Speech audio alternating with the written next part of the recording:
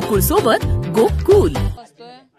मुलगा आमचा प्रत्येक ह्याला उत्साह करून त्याचे जिद्दीन तो मिडल मिळवायचा आणि आम्ही मिडल गावी पुण्याला गेलो की आम्हाला मिडल तो पाठवून द्यायचा आणि आम्ही जर मोठं कपाट करून त्याचं मिडल सगळ्यांना दाखवण्यासाठी केलेलं आहे. त्याचा धावा करताना मी सगळ्या विठ्ठलाचं देवाचे जप करायची आणि माझ्या डोळ्यात अश्रू यायचं का तर माझा मुलगा गोल्ड मिळू दे म्हणून त्याची प्रार्थना करतो.